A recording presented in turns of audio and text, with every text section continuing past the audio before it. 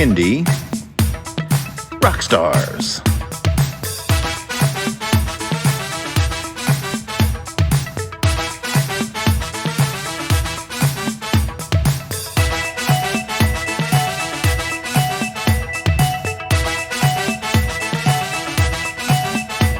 Prepare for a treat, let's meet and greet some bands and singers that are super sweet, making music that's fun for boys and girls.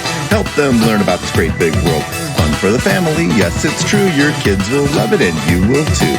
Clap and dance and sing aloud, become a part of the Kindie crowd. These songs will make you move your feet and give your ears a great big treat. So settle in, grab your guitars, and let's get to know our Kindie Rock Stars.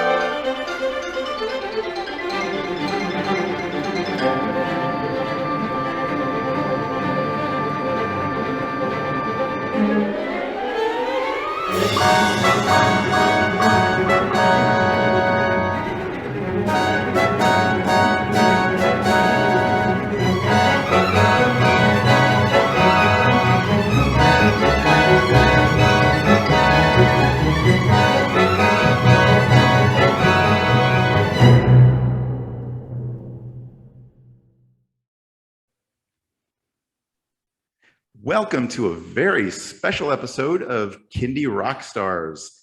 Joining me tonight, Paul Pement, who is the Executive and Artistic Director of Classical Kids Live and the Director and Producer of Gershwin's Magic Key, which we'll be talking about a lot tonight. Also joining me, Elic Bramlett. He is the actor who plays George Gershwin in the film, and he's also an actor, director, producer in the Chicagoland area. Welcome to the show, gentlemen. Thank you. Good to be here. Thanks for having us. All right. One of the reasons I love Kindie music so much is that any genre can produce Kindie music. Any genre can involve kids performing that music. This is one of the most unique shows I think I've done because we're touching on classical, and we haven't had an episode like this, so I'm really excited about it. So first and foremost, tell me about Classical Kids Live. You bet. Classical Kids, we adapt productions to the stage from these audio CDs that are kind of famous in Canada. They were produced by a lady named Susan Hammond back in the 90s. They have quite a bit of acclaim, mostly in Canada, but also in the States. Some of the most famous ones, Beethoven Lives Upstairs. A lot of people have heard of that production, kind of a flagship production for her.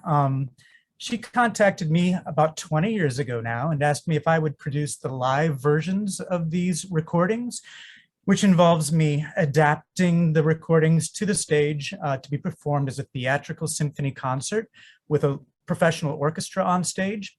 And we use a couple of actors that will portray usually the composer. So if it's Beethoven, it would be, if it's Beethoven Lives Upstairs, it would be Beethoven.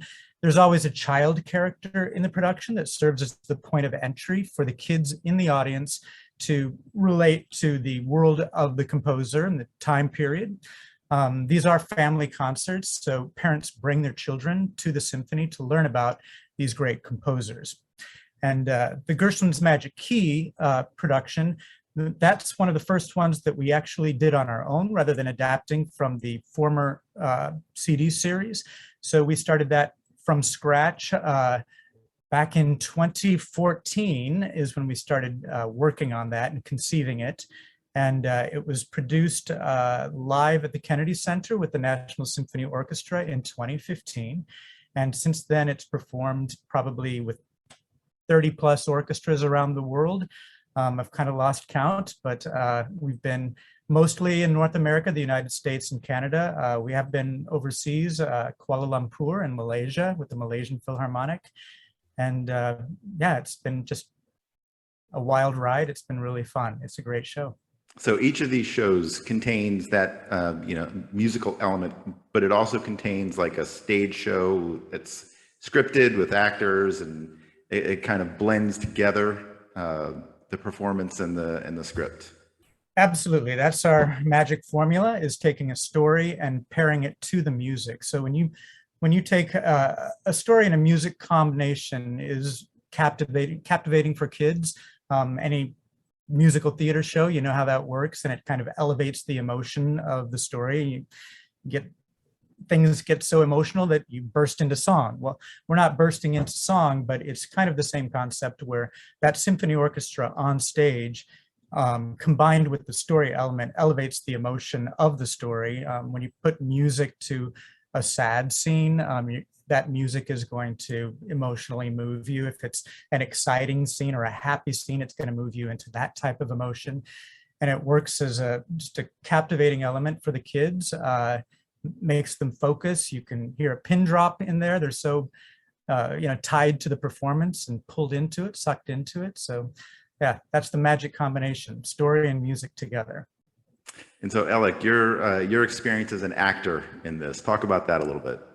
Yes, especially hearing that pin drop. It's so exciting to be on stage with those huge symphony orchestras, and you can just see that, first few rows of kids just aghast, just listening not only to the story, but being pulled into the music, seeing an instrument over there that they maybe had never seen before, and getting curious about what it might be like to pick up that instrument. I think the kind of immersive experience that the symphonies provide is really telling too. They'll do like what they call instrument petting zoos for the kids to experience, like what is it like to strum a violin. And so to be a part of that kind of introduction into classical music for these kids is so exciting and super rewarding. Yeah, one of the things we want to do is inspire these kids to go into music, hopefully. When we did our first preview performance of this production, it was actually with a smaller symphony downstate, Illinois, Peoria Symphony Orchestra, and it was where we kind of tested it out and made some changes afterwards and refined it a bit before it went to the Kennedy Center. But I was walking through the audience. I sit in the back of the house where I call the cues for the show and everything. And then when it was over, I'm kind of going upstream with all of the audience pouring out.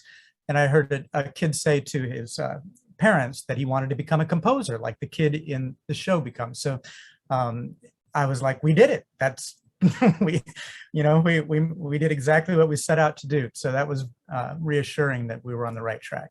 And I think it's a unique product, especially because of the storytelling element. So parents might have subscriptions to their local symphony orchestra, but to bring their kids to a symphony concert might prove kind of boring after the first few minutes, and to have that character of the composer that is talking about his music that's happening right behind him, and he's telling a kid in a story, some of which are, obviously based on facts about those composers' lives. It's just, I think it captures their imagination in a way that perhaps the music alone might not capture as many imaginations. Yeah, no, this sounds like a really solid combination of music, a story being told, plus they're learning about an important composer. And it's not just the kids.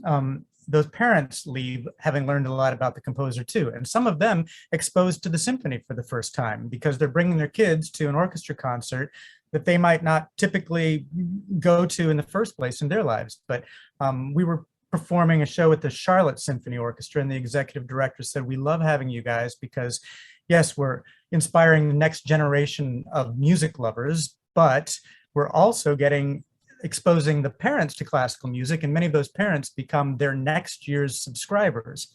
So we're kind of killing two birds with one stone here. I learned about Gershwin getting ready for this episode. There you go. So talk to me a little bit about the kids of Classical Kids Live. What are their age range, and how do they become part of the shows? Well, actually, in our shows, they're adult actors. So we only have 2 adult actors in the show, one portraying the composer and one portraying the child character. But we use what's called a juvenile adult. So they're actually just a very young looking 20 something, and usually smaller, so that they in a big venue, when you're looking at the stage, you have Elic, who's 6'2" or something, and then a 5'4", sometimes a boy character played by a girl, just because it helps with the child element. So those are both professional actors, members of Actors Equity Association. The symphonies themselves are professional orchestras, usually. Sometimes we use youth orchestras, which we'll get to on this particular recording. But it's all about classical kids are the kids in the audience that are watching the show. We're out to create classical kids, from our productions, inspiring those kids in the audience. Okay, very good. All right. Well, as part of our interview, we have some clips for everyone out there watching that are going to give you kind of a really good insight into not only the performance itself, but a little bit of the behind the scenes and, some stories from some of the people who have taken part. So one of the first clips I wanted to tee up here was one of the symphony members. I guess her name is Ariana. Yeah, so let me just start by prefacing that we decided for the Gershwin CD that we would use a youth orchestra on this CD, kids inspiring kids. So that was very important to us to select a wonderful youth orchestra. We happen to have one right here in Chicago, that's our home base, Chicago. And the Chicago Youth Symphony Orchestras, they have several different orchestras within their organization, and they offered to us their most prestigious orchestra to play on this recording. And this particular violinist, Ariana, was amazing. And so we asked her if she'd share her experience of what it was like to record for a professional recording. And so that's what you've got teed up here. All right, let's check it out. Here. Hi, it's Ariana. So as for my experience recording, I remember sitting in a crowded hallway right outside the Studebaker Theater. Everyone was chatty and kind of jittery because we knew that we were about to be the first youth orchestra to record a classical kids live show, which are normally done by professional orchestras. To be honest, I was quite relaxed to start out with because I'd just gotten boba, pretty much my favorite thing ever, so it put me in the best mood. But then Katie came out and told me I should probably warm up because it was about to be my turn to record the humoresque solo, and suddenly it just hit me like a train that I was about to record a solo for a professional quality recording, and I started scrambling to warm up. I definitely got into this performance zone that I have during the recording of complete focus on the music itself and how I was connecting with the pianist, because everything else felt as if it happened incredibly fast, and the next thing I knew, I was walking away from the stage to rejoin my friends outside the theater, super relieved that I had gotten a decent take. I was honestly shocked when I first heard the finished product because it really does sound professional, and I just listened to it and I thought, wow, that's crazy. We sound so good. I would never have guessed if you had played this for me. I would never have guessed that it was a youth orchestra, let alone CYSO. I mean, not that we're bad. I know we're a very good orchestra, but it's just incredible that we sound that good, since we're a youth orchestra. And it was so cool to hear our playing incorporated into the storyline with the voice actors and sound effects added after the fact, because even though we'd heard a description of what the CKL recording might sound like when finished, it's hard to envision that final product when you've just recorded the one individual piece. And it's also crazy because I know that if I'd heard this recording when I was a kid, I would have been fascinated and wanted to learn more about classical music in general because the recording is just so entertaining. So it's really incredible to think about the potential positive impact CYSO could have just had on so many young kids and their journeys with music with this recording, whether it be starting them on that journey or just increasing their love for music. And I'm so grateful that I could be a part of this. Thank you. All right, now we're going to launch into Gershwin's Magic Key itself, how all that came together, your experiences creating it, making it come to life. Sure, yeah. Well, like I said earlier, it started back in 2014, and I knew I had to hire a couple of writers to help out and help create this vision that I had about telling Gershwin's story. And telling that in relation with a child character. So I hired two great writers, Will Martin, who was everything Gershwin. He I guess in college actually spent a lot of time learning all about Gershwin's life, and even did some dissertations and things like that on it. He became a Gershwin pianist and a huge fan. I'll back up a little further. There's a Gershwin pianist named Kevin Cole that recommended that we reach out to Will Martin, and Will was one of the best choices that I've ever made. He just brought so much to the production in knowing all kind of interesting facts about Gershwin's life that we wanted to convey. It's important to know that although our production is fictional, the child character is fictional. George Gershwin, of course, is not.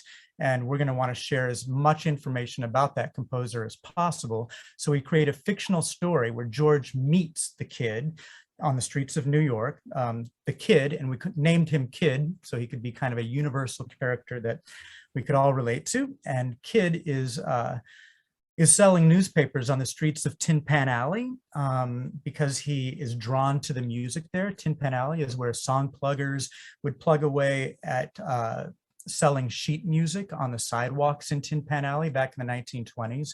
And it's where George Gershwin was a song plugger himself back then.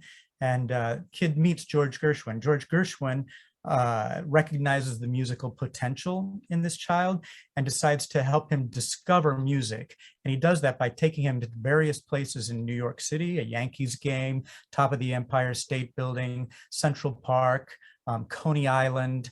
And in all these different places, he helps the kid recognize what music might sound like at the top of the Empire State Building. And we'll pair that with Second Rhapsody, which is a very windy sounding song.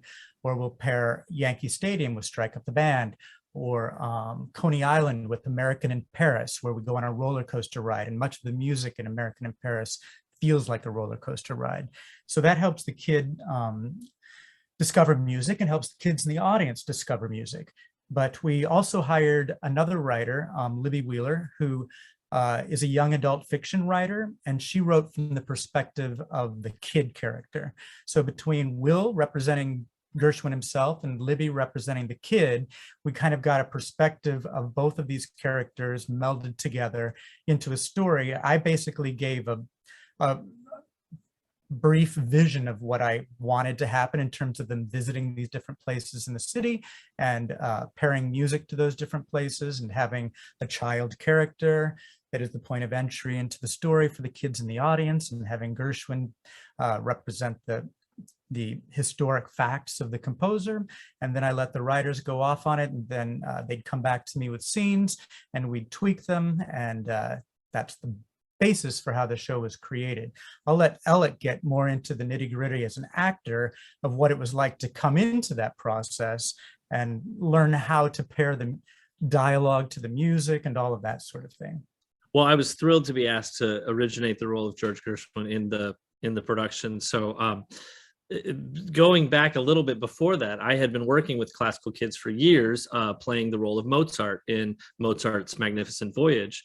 So I had already had experience with the product and the form, and memorizing your lines to music sounds maybe difficult, but strangely enough, it makes so much sense once it fits together that you cannot hear it any other way.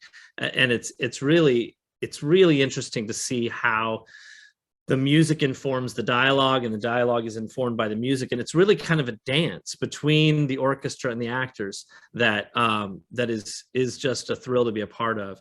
Being brought into Gershwin's Magic Key, I think one of my greatest memories was really early in the process for me. It was kind of late in the process for Paul and his team as we sat down to do table reads, because we were then creating these roles for the first time. I did a little research on George Gershwin. I even listened to some recordings of his voice to kind of get the essence of that, that New York sound of that era. And so that was so much fun to discover the character, discover how the music informed the dialogue, and actually, even being part of some rewrites to make things fit better.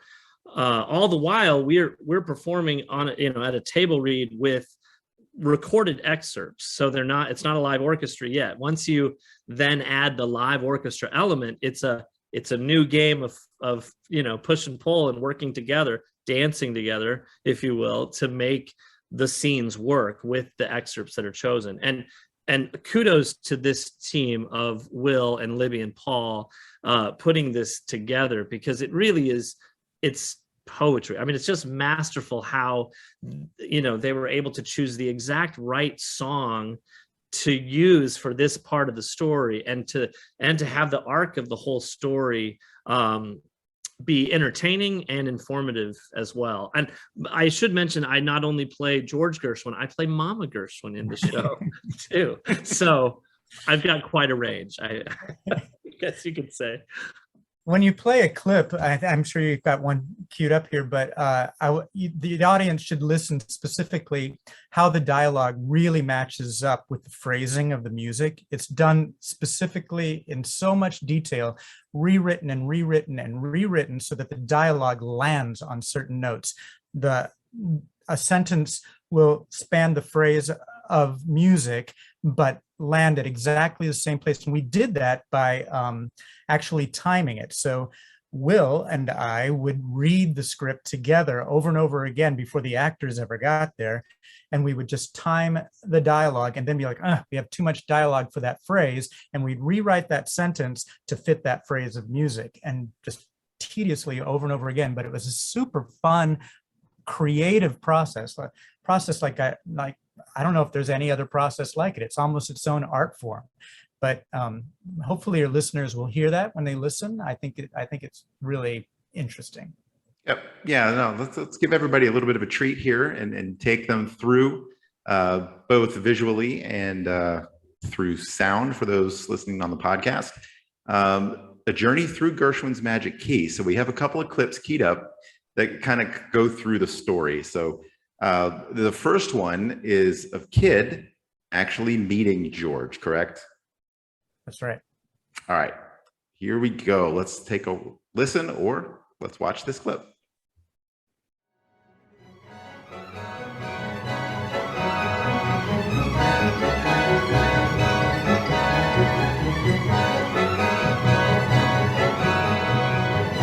This is the story of how I met my friend, the great American composer George Gershwin, and how he helped me discover my magic key. It's also the story of how he came to write his most famous piece of music.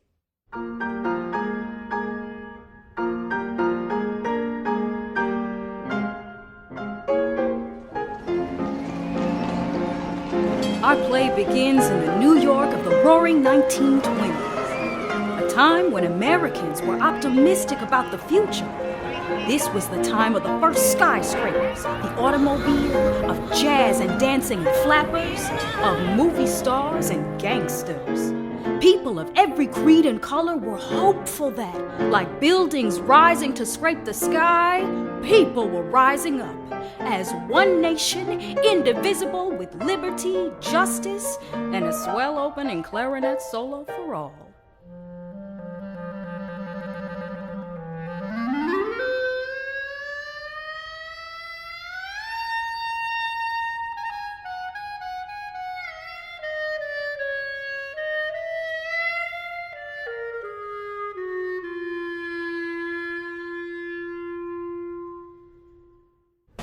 I was selling newspapers on the corner of West 28th and Broadway. Tin Pan Alley it was called because of the noise. You see, more than 20 music stores stood in a row all on this one street with piano players banging away, each trying to be heard over all the rest.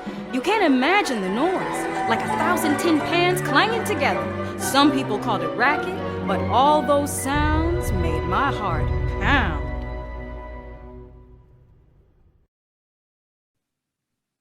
All right, the next clip we're going to show is a scene where Kid discovers a piano. So we're going to set this clip up.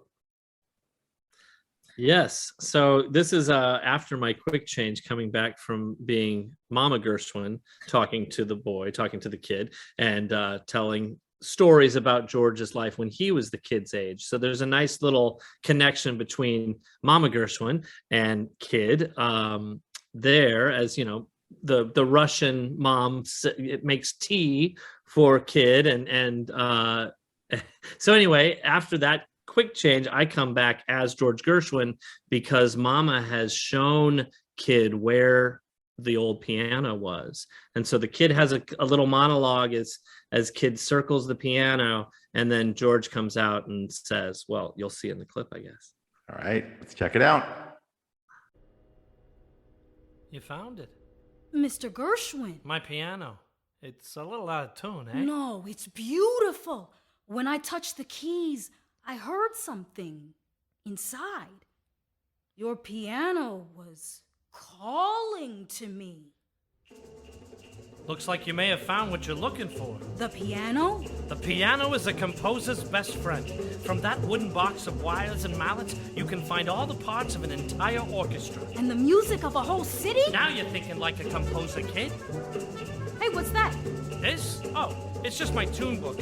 I heard a bit of music in my head just now, and I like to write down those ideas before they vanish. Who knows? Maybe I'll use it for my new concerto. Wanna try? Sure. All right, watch, listen, and learn, kid. First, let's start with the thunder from the drums. Now, the sun comes out with the violins, and the birds fly by with the flutes. Like in Central Park. You heard the trumpets at Yankee Stadium. And the winds at the top of the Empire State Building. The notes soaring up and down, round and round like the mile-high chaser. Those places, those things, New York City, it all inspires music. That's right, kid. But don't stop there. Music does more than just sound like places and things. It inspires emotion. Sad, happy, angry. They're all right there just waiting to be written down. I have ideas I can't speak in words, but through music they pour out of me. I have music in my head every moment of every day, and it's times like this my piano lets me imagine an entire orchestra so I can let that music out!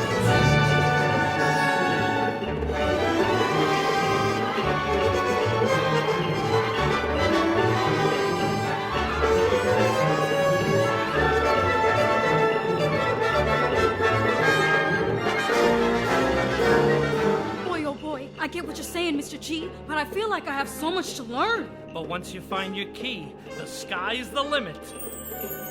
I think I may have found it. Well, looky there. I'd say you're on your way.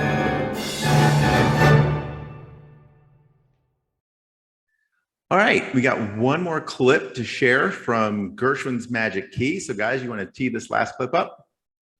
You bet. So we've mentioned that, Kid meets George Gershwin and they become friends. George helps him discover his musical potential, but there's also something else that is revealed during the show, and that is how George Gershwin came to write his most famous piece of music, Rhapsody in Blue. And it's kind of interesting how he was inspired. First of all, how that came to be that he was commissioned to write Rhapsody in Blue, and then how he was inspired to write it. And maybe Elic can talk a little bit about that. Sure. Well, there's a scene in this show that is based on a true story of George Gershwin finding out in the paper that he was writing a piano concerto.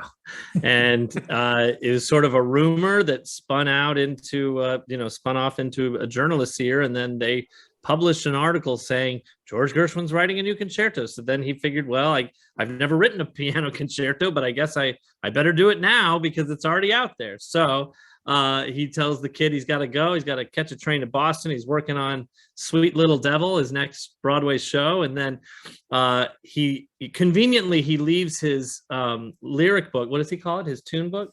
Tune book? Yeah. I can't remember my lines right now. But he leaves his tune book behind. And so the kid's like, wait, Mr. Gershwin, you forgot your tune book. So he runs after Gershwin, jumps the train. And, during that they use the music from Fascinating Rhythm, which is, got this great like train kind of feel, and even has like the horns doing the train horn. And George Gershwin explains that he was inspired right there on the train, the rattly bang, the clanging, the rhythms all of those things were culminating in his head to come up with the music. And so that is based on a true story. He really did get the ideas for the concerto that became Rhapsody in Blue from the sounds of the train. And throughout the show, he really, as he takes the kid on this kind of imagination journey and shows him, the Statue of Liberty and even the view from the Empire State Building, he talks about how the sounds of the city really inspired the music. And you can hear it in the music that's playing behind him while he's talking about this. So it's a really great vehicle that is based on truth, because that is how George wrote his music and why it sounded the way it did. And obviously, he was a very inventive classical music writer, because he was writing music in ways that other classical composers were not. He came from jazz and kind of combined the two forms and said that they can be one. So that's kind of in a nutshell. After this train scene in the show where he's inspired to write Rhapsody in Blue, he returns to New York, where he puts the finishing touches on, and then they premiere Rhapsody in Blue. And I think you have the clip teed up of the end of the show, which becomes our finale of Rhapsody in Blue. Yep, here we go. Let's check it out. The rehearsals came and went. We returned to New York. The big day of his Rhapsody premiere was coming closer and closer, and I could tell Mr. G was starting to feel the pressure, because I didn't see him for days. I was writing furiously. No time for imagination trips with the kid. I sat at my piano and wrote. As soon as a page was done, I'd pass it to the arranger, still dripping with ink. Everything was coming together without a moment to spare. And finally, the day of the concert arrived. Time to go. I ran over to Aeolian Hall after putting in a morning's work at Remick's music store. What, I didn't tell you? Yep. I was learning how to be a song plugger, thanks to my magic key. Glad your dad came around. February 12th, 1924. It was freezing cold outside and snowing. I thought people wouldn't show up in this weather, but they were fighting to get in the door. Holy moly! They were pulling and mauling each other like at a baseball game or a prize fight. People couldn't wait to hear the concert. I peeked out from the side of the stage to take a look at the crowd. Wow, it was a strange audience. Highbrow and lowbrow together, practically sitting in each other's laps.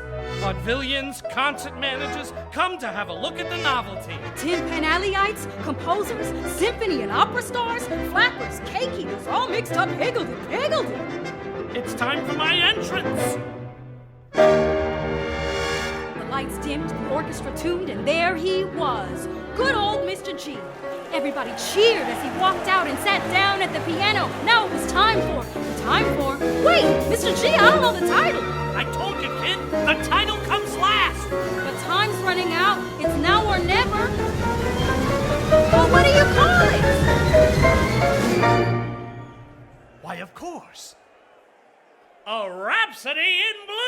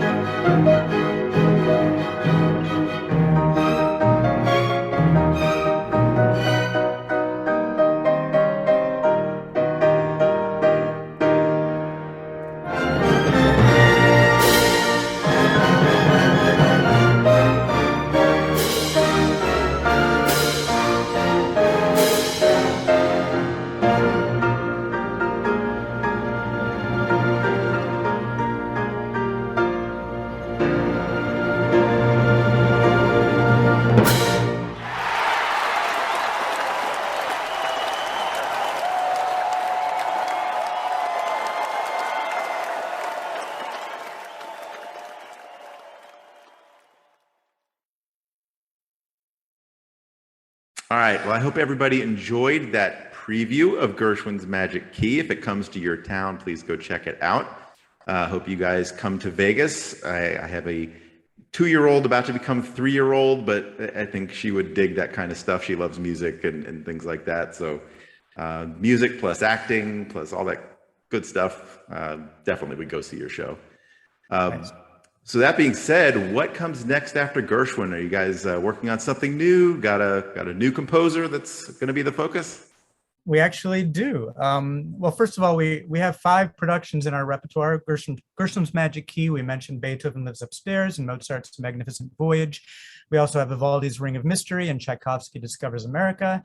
And, all of those are old white guys. So it's about time we get it together and become more diverse and look back into the history of some overlooked composers. And one amazing human that we discovered is a man named Joseph Boulogne that was dubbed a knight and became the Chevalier Saint-Georges. He's in Paris. He was born the son of a slave in Guatemala, or Guadalupe Islands, and his father was a plantation owner, and he brought Joseph and his mother to Paris. And there in Paris, George received a wonderful education and became also was taught how to fence. And he became known as one of the world's best fencers, and that's what actually led to King Louis XVI knighting him as the Chevalier Saint-Georges. King Louis's wife was Marie Antoinette. And the Chevalier Saint-Georges became a very famous character back in the 1700s, and everybody knew him. Even John Adams, our president, named him the most successful man in all of Europe back in a speech in the late 1700s when our country was just being formed. And so he has a lot of acclaim to fame. He was an amazing dancer and artist, and amazingly enough, he also played the violin as a virtuoso and became a famous composer. He knew Mozart. Mozart was extremely jealous of him. He became a private tutor for Marie Antoinette. He became a commander in the military during the French Revolution. The guy just is absolutely amazing, and his story hasn't been told. It's just now starting to surface. We're finding his music catalog, and we're going to do our part to expose new generations, the younger generation, to his music and this amazing man. So look for that. We're building it now. We're creating it now. So it's being written. You can go to our website if you'd like. It's classicalkidslive.com. And you can read more about that production or other productions. There's a shop page there if you want to get the CD to Gershwin's Magic Key. There's a 20% off code if you enter CKL20. It's all on that shop page. So I hope people will go and purchase these. They're wonderful. They're wonderful recordings for your kids. It will get them started on a path to discover the joys of music.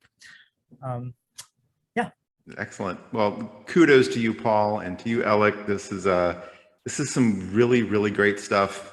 This has been, all of your performances have been viewed by millions of people, has won many, many awards, and is totally worth anyone's time, especially if you've got kids, to get out there and see these shows. But I want to thank both of you for being on the show. It's really been a pleasure and an honor. For those of you watching the YouTube video here, we're going to play another clip that is going to give you a lot of really great information about Classical Kids Live, Gershwin's Magic Key, and players involved and things like that. For those listening to the podcast, we're going to play a couple of numbers from the album. So once again, gentlemen, thank you so much for being on the show. Thank you, Patrick. Appreciate it. Thank you for having us. Yeah. Listen, kid, sometimes you have to go looking for music. Sometimes you have to change your perspective. Say, have you ever seen the view from the top of the Empire State Building? No way. I can barely look out the apartment window without feeling queasy. Well, let's just see if we can't change your tune. Taxi! Oh no, not again! Empire State Building. And step on it.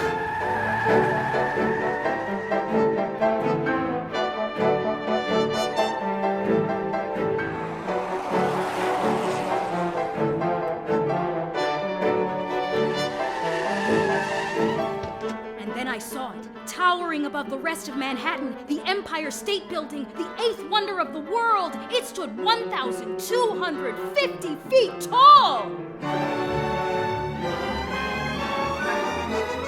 Come on, kid.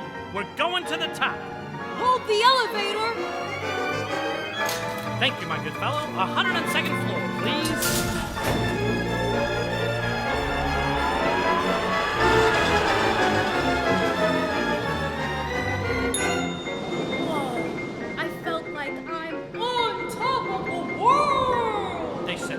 Done. They said buildings had to stay low to the ground. Boy, were they wrong.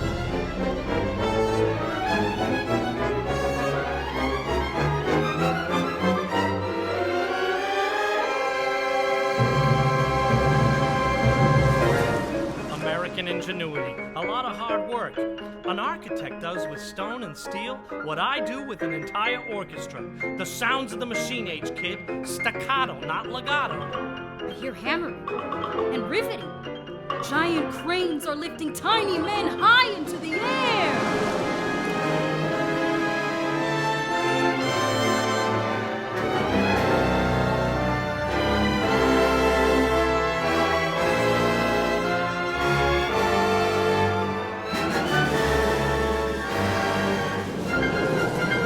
They said a building couldn't scrape the skies, and they say jazz can't reach the heights of Beethoven. Ah! No folk operas? Or jazz concertos? Don't listen to them, Mr. G. I believe in you. Remember, you have a magic key. That's right, kid. I do. And I know just how to use it. We'll show them all wrong.